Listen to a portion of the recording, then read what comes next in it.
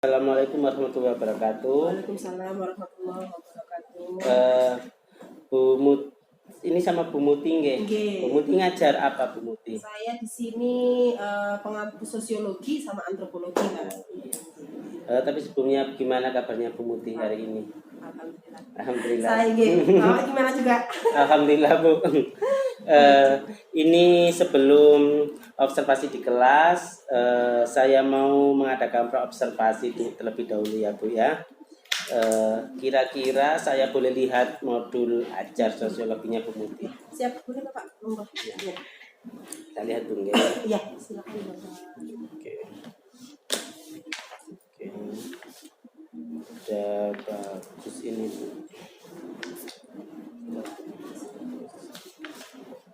Oke, saya lihat dulu. Oke. Mohon arahannya ini Pak. Sama-sama, saya juga cukup belajar kok.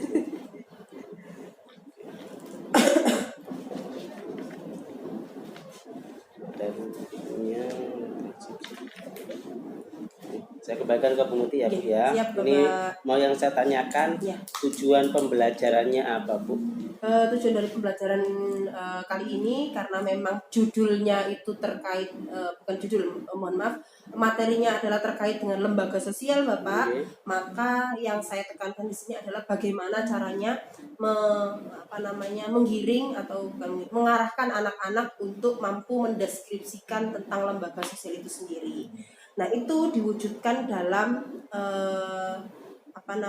sikap bekerja sama, mampu bekerja sama, berkolaborasi, sama juga dia mampu mempertanggungjawabkan peranan-peranan yang ada di lembaga yang dia tempati, seperti itu.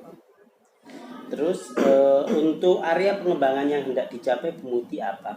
Area yang hendak saya capai itu adalah mungkin seperti rasa sukarela, karena kan biasanya lembaga sosial itu kan jarang sekali atau ada juga lembaga sosial itu yang tidak tidak menjadi banyak memberikan benefit berupa misalnya berupa keuangan. Nah, itu bagaimana caranya dia mampu bersukarela untuk berkontribusi dalam lembaga tersebut. Terus juga untuk melatih kerjasamanya mereka, kolaborasi, kepedulian juga. Terus dengan lingkungan itu apa sih yang bisa dia berikan, kontribusinya seperti apa. Terus materi kali ini seperti itu Bapak.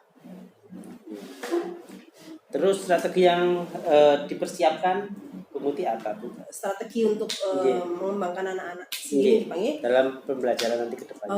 Untuk strateginya mungkin saya akan mengajak mereka atau mengaktifkan melalui proses diskusi. Kemudian bukan diskusi, lebih kepada bagaimana mereka mampu berperan, misalnya nih Pak, lembaga agama itu biasanya cenderung terbentuk dalam kaitannya mungkin bentuknya atau bentuk lembaganya seperti KUA atau mungkin seperti Remas.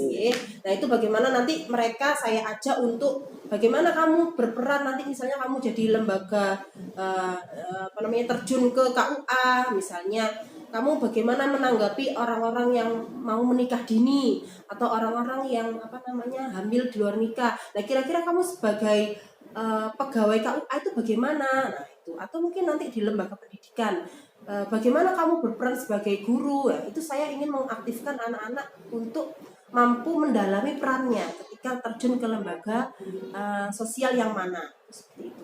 Itu strategi yang dipersiapkan. Saya ingin mereka berperan. Ya, nanti semoga dalam pas waktu proses belajar mengajar nanti bisa sesuai tujuan pengembangan yang dipersiapkan, Bu Muti dapat dijalankan dengan baik dan nantinya goalnya juga ke anak-anak dapat maksimal. Terima kasih Bu Muti ya atas observasi kelasnya. Siap Bapak. Ya, nanti bisa dipersiapkan terlebih dahulu. Nanti kita ketemu mungkin besoknya kita ketemu di kelas. Terima kasih Bu Muti. Terima kasih Bapak. Assalamualaikum warahmatullahi wabarakatuh. Waalaikumsalam warahmatullahi wabarakatuh. Waalaikumsalam warahmatullahi wabarakatuh. Senyumnya tetap semangat ya, meskipun jam-jam siang itu biasanya jam-jam bodoh saya mengatakan, ya nggak sih? Jam siang itu kan jam ngantuk, jam lapar, sering lesu masuk itu apa itu? Namanya kayak Mbak. Nah, gitu ya. Oke. Apa namanya? Kita kan sekarang membahas soal lembaga sosial. Kemarin kan saya sudah bilang bahwasanya kita akan masuk ke tahapan diskusi.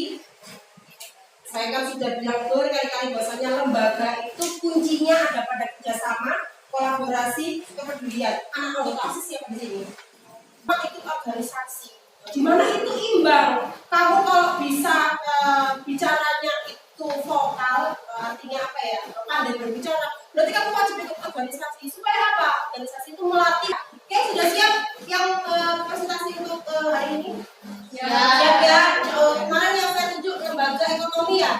Silakan lembaga ekonomi disiapkan tempatnya untuk presentasi. Audiensnya silakan disiapkan juga kumpul sama kelompoknya masing-masing. Ada lembaga agama, lembaga politik, sama lembaga budaya.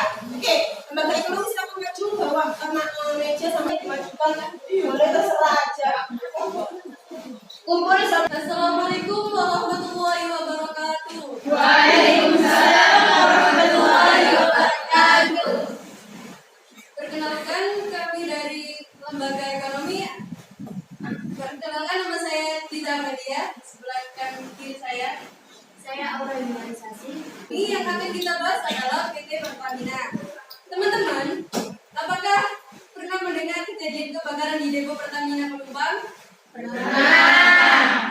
Tapi kita tidak membahas tentang kebakaran tersebut, tapi kita membahas tentang Pertamina. Apa sih Pertamina itu?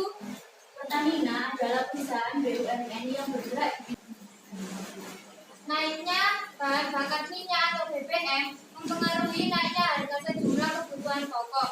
Kondisi ini menyebabkan terjadinya inflasi dan mempengaruhi Saja, oke? Mungkin dari lembaga yang lainnya, silakan dipertanyakan apa yang sudah dipresentasikan sama lembaga ekonomi tadi tentang PT Pertamina. Iya, saya tadi ingat banget pertanyaannya Dika ya. Apakah kalian ingat sama kasus kebakaran yang terjadi di Tanah Merah Pelumpang, Jakarta Utara? Semua ngikutin nggak? Ngikutin nggak kebakaran kemarin? itu termasuk jenis apa? Langsung jawab, boleh silakan. Terserah kamu kalian. Sesuai yang kelompok kami paparkan, bahwa PT Pertamina adalah perusahaan energi nasional yang 100%. Kurang lebihnya mohon maaf. Wassalamualaikum warahmatullahi wabarakatuh. Waalaikumsalam warahmatullahi wabarakatuh. Terima kasih kelompok.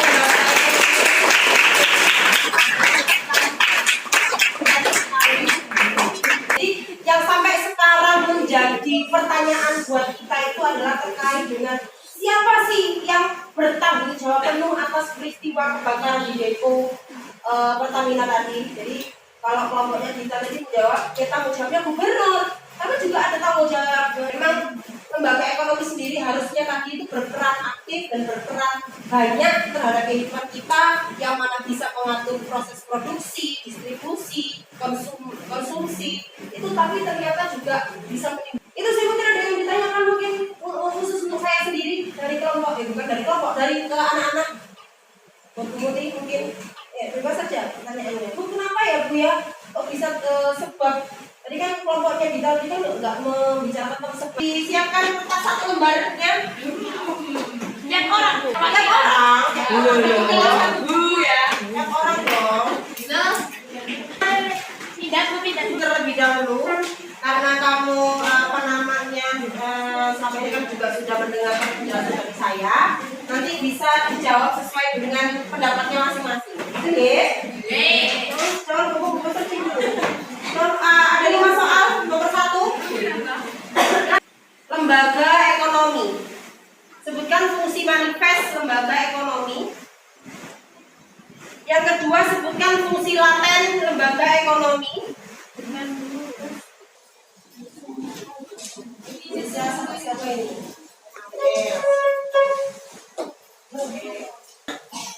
Susah apa gampang soalnya?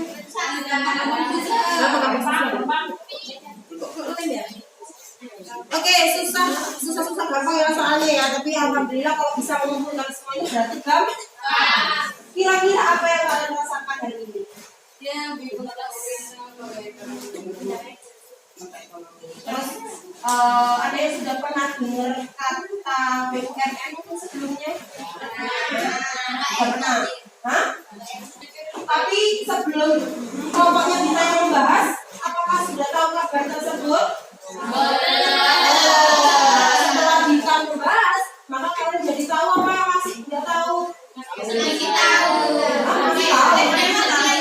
Akhirnya sudah tahu ya. Berarti nanti kira-kira kepo nggak di rumah? Terima kasih 10.5 saya ucapkan, kalian semuanya keren. Kalau dipertahankan minggu depan silakan untuk kelompok selanjutnya mungkin lembaga politik untuk presentasi. Saya ucapkan terima kasih. Wassalamualaikum warahmatullahi wabarakatuh. Waalaikumsalam warahmatullahi wabarakatuh. Oke. Assalamualaikum warahmatullahi wabarakatuh, Bu Muti. Bapak, waalaikumsalam warahmatullahi wabarakatuh. Ini habis observasi kelas kemarin lupa mau apa? Mau langsung observasi. Mungkin hari ini saya mau minta tanggapan atau biasa bisa disebut dengan pasca observasi kelas kemarin, Bu Muti. Ini yang terpenting ini catat refleksi Bu Muti setelah mengajar kemarin bagaimana? Tentunya seperti halnya guru-guru lainnya juga Pak Nge. Iya. Saya kalau merasa bahwasannya di dalam kelas itu ya happy, senang sama anak-anak, terutama anak-anak yang aktif juga ketika selama pembelajaran. Terus kemudian saya juga merasa lega bahwasanya materi tersebut sudah bisa tersampaikan kepada anak-anak, jadi lebih senang dan lega gitu. Ya, saya juga senang kalau Iya. Bu Muti juga senang ngajar di kelas. Iya, Pak. Karena apa ya? Yang penting kan bahagia dulu ya Bu ya, untuk Betul, menciptakan betul. kebahagiaan itu sendiri. Betul. Terus rencana untuk tidak lanjut ke depan, pembelajaran ke depan agar tentunya lebih baik bagi Bu Muti sendiri dan anak-anak apa kira-kira Bu Muti? Kalau saya pribadi ingin menginginkan mengarahkan atau ingin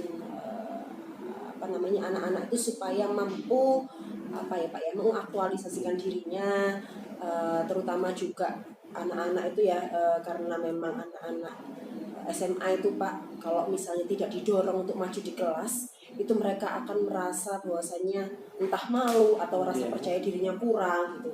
Jadi saya lebih kepada mengafirmasi positif atau memotivasi mereka supaya mereka juga memiliki rasa percaya diri untuk mau maju di kelas, mengungkapkan pendapatnya, seperti itu. Karena kan kita dari orang kita sebagai pengajar sosial atau pengajar khususnya pengajar sosiologi itu kan tentunya setiap jawaban orang itu kan berbeda-beda Pak. Iya. Jadi anak-anak itu saya dorong untuk sudah maju aja terlebih dahulu, jangan takut salah. Nah itu yang saya tekankan ke anak-anak. Jadi mereka lebih mau untuk maju di kelas dan percaya diri, itu sih kalau saya rencana ke depan.